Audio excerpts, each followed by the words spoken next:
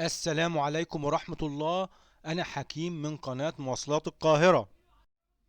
أتوبيس 1016 من دوران شبرا إلى مدينة الشروق. لا تنسوا الاشتراك في القناة والإعجاب بها. موقف دوران شبرا في الساحل في شبرا.